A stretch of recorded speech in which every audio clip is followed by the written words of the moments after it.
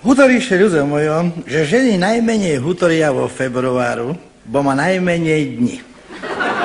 A mojej trepala papuľa jak furt, aj teraz, no ja potreboval kľud.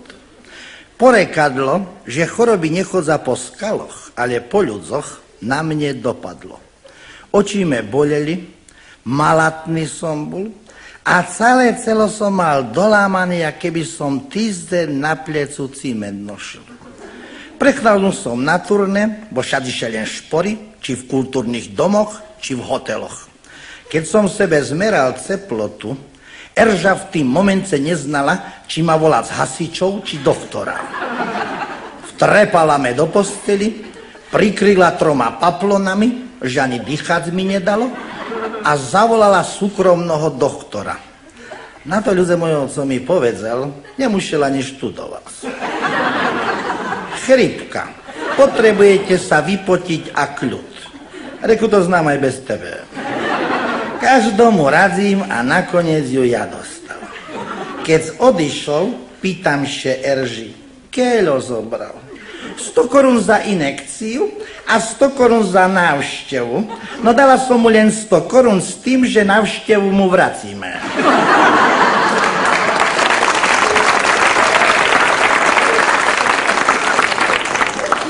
Za chvíľu donesla 2 gumové fľašky z horúcu vodu, termafore, poznáte to, dala ich podobne a za pár minúty som bol všade mokrý, jak 3-mesačné decko.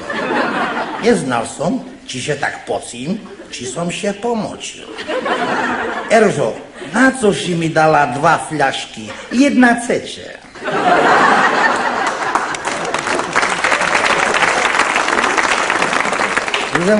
Kľud mi vchádzal do hlavy, ale ona už trepala ďalej. Prečítam si novinky, keď sa oči bola. Tu píšu, že vynašli taký stroj, co odhalí človeka, keď sklame. Eržo, ja s takým žijem už 30 rokov. A predstav sebe, v Indii bol taký zvyk, že keď takto umar s Indou, tá pochovali s ním aj jeho ženu. Ani po šmerci mu nedali pokoj. Aha. Trepu, že co skoro bude koniec sveta, ale toho roku to Ander nebude, bo tu je objednávka na novinky do konca roka. A tomu nerozumiem. Taká forma privatizácie je optický klam. To je, Eržo, keď ty kupuješ väčšie šaty, že by si me presvedčila, že si schudla. A prezležme z toho jazera, bo me lápe nervozita. V žiadnym prípade, Ander, potrebuješ kľud. Keď prezrekla posteľ aj mne, konečne odišla do kuchne. Zobral som knižku do ruky a v odzverokše vám objaví Piťo. No, ten mi teraz chýbal.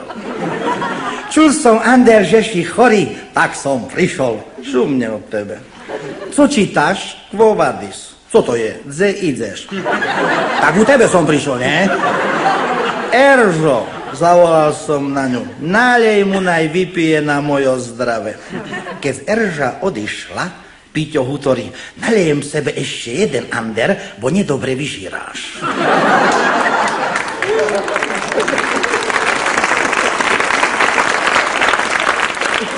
Co nového medzi kamarátmi, Piťu? Veľo, Ander, veľo. Ferryho dzivka še bude vydávať asi do Talianska, bo čul som, že čeká decko od Roma. Tak jej treba, keď nechcela toho automechanika. To taký šikovný chlapec, nechcela ho, bo je ryšavý, Ander. Pri nej by mu vlasy vypadali. A Ďula, Ander, však ho poznáš, no. Ten platil 250 korún pokuty, bo povedal jednomu, že je hovedou. Povedzi nás, dražela, Piťu. To je normálne. Ale on je gavalier, bo na dajakej komisii mu štrelil aj po papuli a dal 500 korášku, že nemá drobné. A ja som še, ty zvadzil, Ander. Ty? S kým, pre Boha? S tým, co chodí do kačmy furt z mašľu, znaš. Ten, co len po schodzoch chodí a mne povedal, že som apolitik a taký sprostý, že neznám meno ani jednoho ministra. O toho sprostoho nejde, Ander. Ale keď mi navolal do apolitikov, tá som mu navolal do tých apolitikov aj ja a povedal som mu, že ja síce neznamená ministroch, aj tak šéfur menia, ale on by mal znať, kto je Macalík, bo kým on chodí po schodoch a učí sa na ministroch, tá Macalík chodí za jeho ženu.